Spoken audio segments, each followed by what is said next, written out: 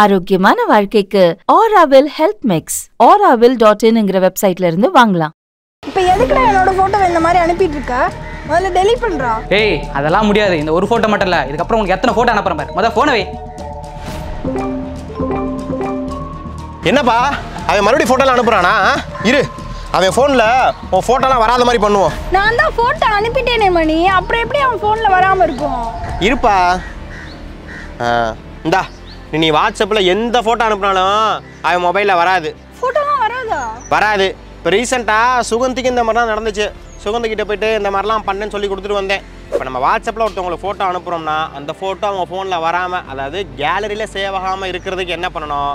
வாட்ஸ்அப்பில் voice note அனுப்புனா அதை கேட்க விடாமல் பண்ணுறதுக்கு, அதை வச்சு அவங்க மிரட்டாமல் இருக்கிறதுக்கு என்ன பண்ணணும்? குரூப்பில், வாட்ஸ்அப் குரூப்பில் மாட்டிக்காமல் இருக்கிறதுக்கு என்ன பண்ணணும்? ஸ்டேட்டஸ் போடுறப்ப என்ன பண்ணால் தப்பிக்கலாம்? இப்படி யாருக்கும் தெரியாத வாட்ஸ்அப் ட்ரிக்ஸ் பற்றி இப்போ உனக்கு சொல்லித்தரேன். நான் தான் ஃபோட்டோ அனுப்பிட்டேனே மணி. அது சரி, நான் அனுப்பின ஃபோட்டோ எப்படி அவன் ஃபோனில் சேவ் ஆகாமல் இருக்கும்?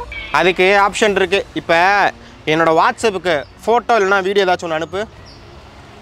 அனுப்பிட்டேன். இப்போ நீ அனுப்பின ஃபோட்டோ வந்து டவுன்லோட் ஆகிருச்சு. இப்போ என்னோட கேலரியில் வாட்ஸ்அப் இமேஜஸில் போய் பார்த்தா நீ அனுப்பின ஃபோட்டோ இருக்கா?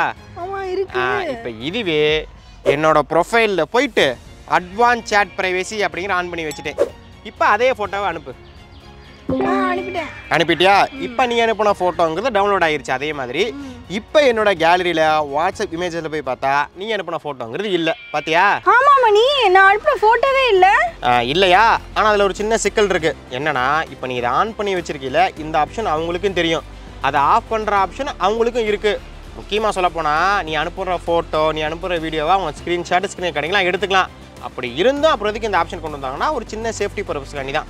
இன்னும் சேஃப்டியாக இருக்கணும் அப்படின்னா, இப்போ வந்து நீ வந்து ஃபோட்டோ அனுப்புகிறப்ப அந்த ஒன் டைம் இருக்குது பதில் அதை கிளிக் பண்ணிட்டு அனுப்புனீங்கன்னா உனக்கு வந்து ஃபோட்டோ வந்து ஓப்பன் வந்துடும். அந்த ஃபோட்டோ வந்து ஸ்க்ரீன்ஷாட்லாம் எடுக்கவே முடியாது. இல்லை இன்னும் சேஃப்டியாக இருக்கணும், நீ ஃபோட்டோவே அனுப்பக்கூடாது. இந்த ஆப்ஷன் எதுக்குன்னா கேலரியிலே சேவ் ஆகாமல் இருக்கிற அப்படிங்கிறக்காண்டி தான் அந்த ஆப்ஷன் கொண்டு வந்திருக்காங்க. நல்லா இருக்கே மணி, அப்போ உடனே இதை நான் ஆன் பண்ணி வச்சிடுறேன். நல்லது, இப்போ உடனே ஆன் பண்ணி வச்சிரு. அடுத்த ட்ரிக்ஸை கேளு. இப்போ நம்ம அனுப்புகிற வாய்ஸ் மெசேஜை அவங்க கேட்க விடாமல் பண்ணலாம். நீ ஆளுக்கு வாய்ஸ் மெசேஜ்லாம் அனுப்புவீல? அடையா மணி, நான் அனுப்புன வாய்ஸ் மெசேஜ் வச்சு என்னை மிரட்டிட்டு இருக்கான். இப்போ அப்படி மிரட்டாமல் இருக்கிறதுக்கு என்ன பண்ணணும்னா, இப்போ எனக்கு ஒரு வாய்ஸ் மெசேஜ் அனுப்புவேன். ஹலோ மணி. வாய்ஸ் மெசேஜ் அனுப்பிட்டியா? ஹலோ மணி. இப்போ இந்த வாய்ஸ் மெசேஜை நான் எத்தனை நான் வேணால் கேட்கலாம், யாருக்குலாம் அனுப்பலாம், இதை வந்து வச்சு மிரட்ட கூட செய்யலாம். இப்போ இதுவே வாய்ஸ் மெசேஜ் அனுப்புகிறப்ப ஒன் டைம் அப்படின்ற ஆப்ஷனை கொடுத்து நம்ம வாய்ஸ் மெசேஜ் பண்ணோம் அப்படின்னா அதை வந்து ஒரு தான் கேட்க முடியும், அடிக்கடி கேட்க முடியாது, அதை வச்சு மிரட்ட முடியாது, அதை வந்து யாருக்கும் ஷேர் பண்ண முடியாது. எங்கே ஒன் டைம் போட்டு அனுப்பிவிடு. ஹலோ மணி, சாப்பிட்டியா? இந்த மாதிரி வாய்ஸ் வந்துருச்சா? இப்போ இதை வந்து ஹலோ மணி, சாப்பிட்டியா? இப்போ இந்த வாய்ஸ் நோட்டை நான் ஒரு தான் கேட்க முடியும். ஓப்பன்ட்டு வந்துருச்சு. இதை வந்து நான் அடுத்து கேட்கவே முடியாது. இப்போ இது பார்த்தீங்கன்னா வீடியோக்கும் ஃபோட்டோக்கும் தான் இருந்துச்சு. இப்போ வாய்ஸ் மெசேஜும் கொண்டு வந்துட்டாங்க. இனி வந்து என்ன மணி பிரயோஜனம்? இந்த விஷயம் முன்னாடியே தெரிஞ்சிருந்தா அவனுக்கு அனுப்புகிற எல்லா வாய்ஸ் நோட்டுக்கும் ஒன் டைம் போட்டு அனுப்பியிருப்பேன். இப்போதான் விஷயமே தெரிஞ்சு. சரி விடு. இப்போ அடுத்த ட்ரிக்ஸை கேளு. இப்போ நம்ம வாட்ஸ்அப்பில் ஏகப்பட்ட குரூப்பில் இருப்போம். அந்த குரூப்பில் ஃபுல்லாக ஏகப்பட்ட மெசேஜ் வந்துக்கிட்டே இருக்கும். இதனால் நோட்டிஃபிகேஷனும் வந்துக்கிட்டே இருக்கும். அடையா மணி, ஸ்கூலு காலேஜுன்னு ஏகப்பட்ட வாட்ஸ்அப் குரூப்பில் சேர்த்து விட்டாங்க. பத்தாவதுக்கு என் ஆள் வேறு அவனோட ஃபேமிலி குரூப்பில் வேறு சேர்த்து விட்டான். காலையிலேருந்து நைட்டு வரைக்கும் குட் மார்னிங் குட் நைட்டுன்னு 1008 நோட்டிஃபிகேஷன் வருது. கஷ்டம்தான். இப்போ இந்த மாதிரி எனக்கு அடிக்கடி நோட்டிஃபிகேஷன் வர வேணாம், எனக்கு ரிப்ளை பண்ணுற மெசேஜ் இல்லை என்னையை மென்ஷன் பண்ணுற மெசேஜுக்கு மட்டும் நோட்டிஃபிகேஷன் வந்தால் போதும் அப்படின்ற மாதிரி செட் பண்ணலாம். அது எப்படின்னா, அந்த சம்மந்தப்பட்ட குரூப்புக்குள்ளே போயிட்டு நோட்டிஃபிகேஷன் அப்படின்ற ஆப்ஷனில் நோட்டிஃபை ஃபார் அப்படின்ல போயிட்டு ஆளுக்கு பதில் ஹைலைட்ஸ் கொடுத்தோம் அப்படின்னா ஒன்றை மென்ஷன் பண்ணுற நம்ம மெசேஜுக்கு ரிப்ளை பண்ணுற மெசேஜுக்கு மட்டும் தான் நோட்டிஃபிகேஷன் வருமே தவிர குரூப்பில் வர எல்லா மெசேஜுக்கும் நோட்டிஃபிகேஷனுங்கிறதே வராது. நிம்மதி. பாடா, நல்ல விஷயத்த சொன்ன மணி. வெளியே அந்த செட்டிங் ஆன் பண்ணி வைக்கிறேன். வாட்ஸ்அப் குரூப்பில் தொல்லை தாங்கலை மணி. எல்லாத்துக்கும் அந்த பிரச்சனை இருக்குது. சரி, அடுத்து சொல்ல போகிற ட்ரிக்ஸு இந்த ஸ்டேட்டஸ் போடுறாங்கள்ல, அவங்களுக்கு ரொம்ப ரொம்ப தேவையான ஒன்று. இப்போ நீ எங்கேயாச்சும் ஃபங்க்ஷன் கல்யாணத்துக்குலாம் போறீன்னு வச்சுக்கவேன், கண்டிப்பாக போயிட்டு ஏகப்பட்ட ஃபோட்டோ எடுப்பேன். அந்த ஃபோட்டோலாம் என்ன பண்ணுவேன்? எந்தெந்த ஃபோட்டோலாம் நல்லா இருக்குன்னு பார்த்துட்டு அதை எடிட் பண்ணி வாட்ஸ்அப்பில் வரிசையாக ஸ்டேட்டஸ் போடுவேன். அப்படி போட்டால் எத்தனை ஃபோட்டோ இருக்கோ அத்தனை ஸ்டேட்டஸ் போடுற மாதிரி வரும். அதுக்கு பதிலாக ஸ்டேட்டஸ் ஆப்ஷனில் போயிட்டு லேஅவுட் ஆப்ஷனை கொடுத்து ஒரு 4-5 ஃபோட்டோ இல்லை ஒரு 6 ஃபோட்டோ செலக்ட் பண்ணிட்டு லேஅவுட் செலக்ட் பண்ணிட்டு பாட்டுக்கிட்டலாம் போட்டு ஒரே ஸ்டேட்டஸில் எல்லா ஃபோட்டோவையும் ஸ்டேட்டஸ் போடலாம். அதே போல் இன்ஸ்டாகிராமில் இருக்கிற மாதிரி ஏகப்பட்ட எடிட் ஆப்ஷன்லாம் வந்திருக்கு. அதே போல் ஸ்டேட்டஸ் போடுறப்ப நம்ம குரூப்பையும் டேக் பண்ணிக்கலாம். நல்ல ஆப்ஷனாக இருக்கே மணி. ஆனால் என்ன பண்ணுறது, இந்த நேரத்தில் லேஅவுட்லாம் வச்சு எடிட் பண்ணி போட்டால் என் ஆள் வேறு ஏதாவது பார்த்துட்டு சொல்லுவான். ஏதாவது ஃபோட்டோ வச்சு ஏதாவது பண்ணாலும் பண்ணுவான் மணி. அதான் உனக்கு சில சேஃப்டி பர்பஸ்லாம் சொல்லி கொடுத்தேன்லப்பா, அதெல்லாம் ஃபாலோ பண்ண ஒன்றும் பண்ண முடியாது. சரி, அடுத்த ட்ரிக்ஸை கேளு. அதுவும் சூப்பரான ட்ரிக்ஸு. இப்போ நம்ம வாட்ஸ்அப் குரூப்பில் கால் பண்ணாமல் பேசலாம் தெரியுமா? கால் பண்ணாமல் எப்படி பண்ணி பேச முடியும்? அதெல்லாம் பேசலாம்ப்பா. இப்போ நீ, நான், பிரகதி, சென்னை, அபி, பையா இவனெல்லாம் வச்சு ஒரு வாட்ஸ்அப் குரூப் ஒன்று ஓப்பன் பண்ணுறேன். இப்போ அந்த குரூப்பில் ஃபோன் பண்ணாலோ இல்லை வாய்ஸ் மெசேஜ் போட்டாலோ அட் அ டைமில் ஒரே நேரத்தில் எல்லாத்துக்கும் போகுமா? இப்போ இதுவே தான் இந்த மாதிரி ஸ்வைப் அப் பண்ணி விட்டுன்னு வச்சுக்கோமே, ஜாயின் அப்படின்னு நோட்டிஃபிகேஷன் காமிக்கும். ஸோ யாரெல்லாம் பேசணும்னு நினைக்கிறாங்களோ அவங்க ஜாயின் கொடுத்து அவங்க மட்டும் பேசிக்கலாம். நல்லா இருக்கே மணி.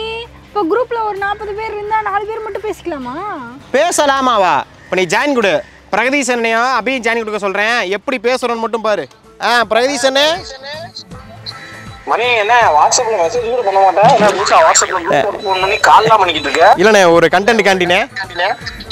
கண்டென்ட் காண்டியா? ஆமா, கண்டென்ட் காண்டி கால் பண்றாலாம் கிடையாது. என்ன மேட்டர் உண்மையை சொல்லு. இல்ல நிவேதா, நானும் ஒரு ஷூட் ஒன்று போயிட்டு இருக்கேன். நிவேதா லைன்ல. நிவேதா பேசுங்க. என்னென்ன பண்ணுறீங்க? நிவேதா, நீ என்ன ஷூட்டிங்ல போய் ஷூட் பண்ணாம என்ன வேலை பார்த்து? எங்க அபி, நீ பெண் குரல்ல பேசு பாப்போம். என்னடா இதான் விஷயம். குரூப் விட்டு தூக்கியாச்சு மணி. ஓகே ஓகே, பாய் பாய் பாய். அபினேஷ் பேர்ல நான் இருக்கேன். ஐயோ அப்பா, அறுத்து தள்ளினா அபினேஷ். ரைட். எப்படி இப்போ இதே குரூப்பில் தான் பையாவும் இருந்தான். ஆனால் அவனுக்கு இப்படி விஷயம் நடந்ததே தெரியாது. ஸோ இந்த மாதிரி குரூப்பில் ஒரு 40 பேர் இருந்தாலும் பரவாயில்ல, 40 பேத்துக்குமே பேச வேணாம், ஃபோன் பண்ணி பேச வேணாம். இந்த மாதிரி பேசலாம்னா நம்ம அந்த மாதிரி ஸ்வைப் அப் பண்ணிவிட்டு யார் யாருக்கெல்லாம் பேசணும் ஆசைப்படுறாங்களோ ஜாயின் கொடுத்து அவங்க மட்டும் பேசிக்கலாம். ஓ, அப்போ இனிமேல் வந்து ஒவ்வொருத்தவங்களுக்கும் தனித்தனியாக கான்ஃபரன்ஸ் கால் போட்டு பேசணும்னு இல்லை, இந்த மாதிரி ஜாலியாக பேசிக்கலாம். சூப்பராக பேசலாம். இப்போ இதுவே குரூப்பில் இருக்கிறவங்களுக்கு நம்ம ஃபோன் பேசணும்.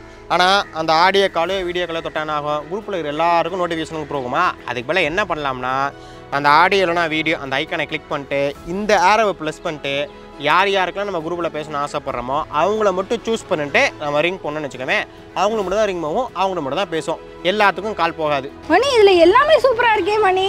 எது யூஸ் ஆகுதோ இல்லையோ, அதில் அந்த ஒன் டைம் வாய்ஸ் மெசேஜ் இருக்குது பார்த்தியா, அது எனக்கு நல்லா யூஸ் ஆகும் மணி. நல்லது. அது சரி, உனக்கு எந்த யூஸ் ஆகும்? அந்த குடும்பம் ஏன் நீவேதா கேட்குற?